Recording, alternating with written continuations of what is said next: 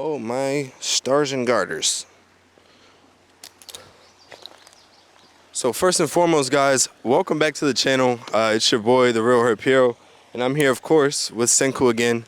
Out doing some hiking, and as you guys can see, based on the rig, some macro photography. So today we're pretty much going to go over the how-to for macro photography. So that'll be the different lenses that you can use, the flashes, the diffusers, the camera, and just overall what you want to get out of your photos when you're shooting macro, because there's a lot of different levels of macro photography that you can shoot. So right now we're just out here just doing some simple hiking along actually a trail that's pretty common for a lot of the people that live here in Orange County, and just found a bunch of flowers that have some bugs on them, as well as hopefully some stuff down in this little creek area that we may be able to get some shots of. But as of right now, we are pretty much just going to see if we can find anything to shoot, and then just go over what we have going on here with the camera. That way you guys can get the gist of this whole crazy looking setup. So as always, guys, if you have any comments or any questions about anything macro wise, feel free to let me know what you're shooting with below, and what you want to get out of your photos, and I'd be happy to help you. So there's a few unwritten rules for macro photography, and one of the biggest things is always going to be your lighting, guys. So even though this lighting behind me may look super harsh, in the instance that we flip the camera around, we now have great lighting. And for some people, they may want that that sun setting in the background, or that sun behind them, even though it may make the highlights blow out. But it really just depends on what look you're going for inside of your video. So it's the same thing with taking macro photography. So say for example, if you want a different highlighter, say for example a different shadow on an animal, or even possibly a landscape that you're shooting, you're going to shoot from different locations. But here, because we're shooting everything very close and handheld, you now have the ability to play around with that flash and put it in different locations that are going to make your animal and your subject look different and give a different pop to it than it would if you just take everything from right in front. So that's just one of the unwritten rules, and as we hike along here, we'll come up with some other ones and we'll update you guys. But just remember, play around with that lighting, and you'll come up with something that may be great. And even though a lot of people may not tell you guys, location is very important. And some of your favorite photographers, whether they be macro or wildlife photographers that have the ability to, they're going to pick and choose where they put an animal to take a photo. And it may not sound like the greatest thing to do, but I'm just being realistic with you guys, and I'm not like a macro photography expert or anything of that nature. I've only been shooting for maybe fully like 2 or 3 years, since like 2019. And it's just, you come across instances where you find an animal, you capture it, and then you want to take it to a different location to get that shot that you've been thinking of. And it's not the worst thing in the world, because a lot of those people that are going out and doing that macro photography work or that wildlife work are trained with those animals, me specifically. So when I go out and I handle insects, snakes, frogs, things of that nature, I have that experience. And most of the time I'm also working with some sort of organization that takes how's it going, boss? With some sort of organization that takes that data and uses it for their organization to record all different types of data and things of that nature. So, you come across things like this bridge. If we were to find like a cool insect along the bridge, we could use a wide angle macro lens to get everything that's in the backdrop, which would look way cooler than it would if we use this 100mm. So that's just another unwritten rule, is focusing on your locations and what things look like in the background of those macro shots, depending on what ratio you're shooting at. So here's the setup that I am currently running in 2023 for my macro rig. And I don't want you guys to get disheartened at all, because there are 101 ways for you to get into macro photography. And even though this may cost, almost $3,000, there's under $1,000 ways that you guys can get a serious macro setup and get some absolutely beautiful shots. So for me, I've had the ability to save up over the last few years and get all of these amazing products. And, some of them may be outdated, but this is my rig and what works for me. So you guys find what works for you, you stick with it, and then you slowly upgrade as you learn more and more and more. It's hard when you get into it and you get a camera that's expensive, a setup that's expensive, and you're not sure how to use it. Playing with something that's a little bit less expensive and, feeling free to go out and shoot and not have any limitations is very important when you're starting off. So even if you have the ability to get into, that expensive camera, that expensive lens, I always recommend starting small form, learning your way as you go, and then as you get better and better, upgrading that setup. That way you can see your work slowly get better quality-wise. You know, starting at that high quality, it makes it difficult. But for me, the rig that I'm running at the moment is a Sony a7R III, which is a 42 megapixel camera, and those 42 megapixels are super important on my end because that gives me the ability to crop in my photos and not lose any of that quality. Then we have a Laowa 100 millimeter macro 2:1, which is very important because that means that I can get a lot closer than a 1:1 macro. And then we have a MK diffuser. I believe this guy is somewhere in not the Middle East, excuse me, I believe Thailand. And he sells these on Instagram that you guys can see. I'll tag him right here.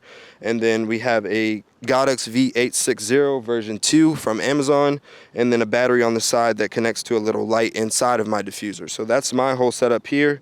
And then a Peak Design strap that I pretty much use while I'm out walking. But this setup works perfect for me, guys. Find your setup, stick with it. Let me know what you're using down in the comments, man. So now that it's a little bit cooler and the sun's down, guys, I can teach you a little bit about knowing what you want to go out and shoot. So for me, wildlife photography, I go out and I find small insects, small animals, and you can also shoot macro photography on larger things. So you may have big leaves and smaller leaves, or even something along that landscape, a rock or something that you want to show that grain on.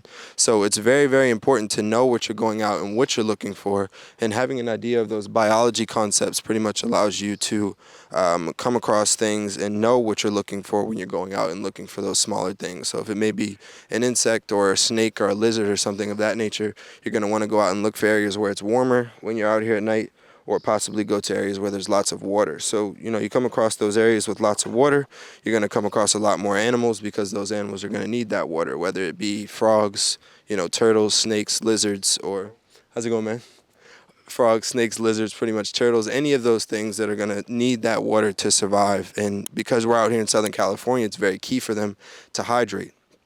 So when we go out, we look for areas like this creek that we have next to us. That water is going to help us find those animals and find what we want to shoot. And then you kind of have to play around with your camera settings to get those right things. So let's run through those settings now. So even though you guys cannot see it, there's a nice little spider here, and I believe that this is a species that's not native to California, but pretty much everywhere in the United States. And they are like an orb weaver, orb weaving spider.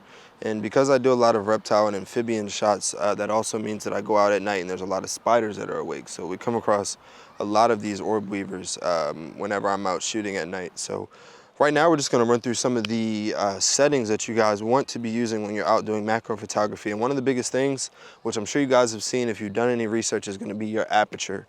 Because you're so up close to these animals, and you're trying to get everything in focus, despite the fact that this spider is only a ½ an inch in size. You need to have a very large aperture with a lot of light that's coming into the lens. That way you can get the detail on that spider. So usually whenever I'm out shooting, I have my flash at 1/128, which is going to be the lightest flash that it'll output, and then 1/1 is going to be the highest that it'll shoot out.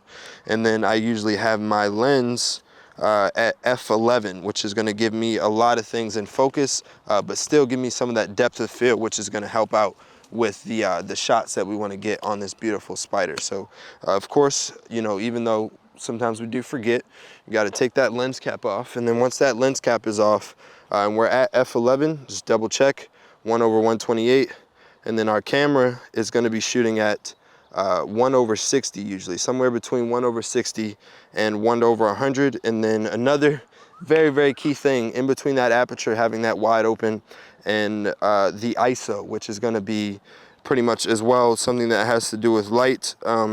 You want to keep that as low as possible, especially with these high megapixel cameras, because the higher that ISO is, the more grain you're going to get in your photos. And if you want it to be very detailed, very in focus, you want a very low ISO and a high aperture. So what I'm shooting at right now is 1/60, ISO of 100. The flash is at 1/128, which is going to be the lightest flash that we can output to get this animal in focus, but not make it super bright light-wise, and then shooting at f/11. So what you do is you get your camera nice and set up on one of these guys, get what you're looking for in focus, and then you grab yourself the shot.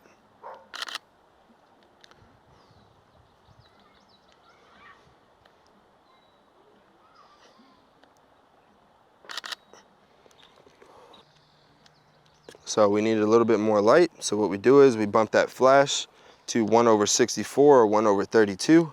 Get nice and up close on that animal that you're trying to get the shot of. And then just take a look at that, guys. So these orb weavers are absolutely amazing spiders. And, you know, taking these macro photos at night, it makes it very, very easy for you to come out here and come across animals and get a nice black background, which just makes the animal stand out so much more. So as you guys can see, that web is just pretty much all throughout that spider there. And then we've got the spider nice and in focus, all those different legs in focus. Because we're shooting at f/11, it helps a lot. So I hope that this video was very informational for you guys. And of course, man, if you have any comments or anything of that nature, just let me know down below. Let me know what you're shooting with, if you're doing macro photography or if you're just shooting in general. Let me know down below. And as always, guys, please make sure to like and subscribe to the channel. Herb Hero, out.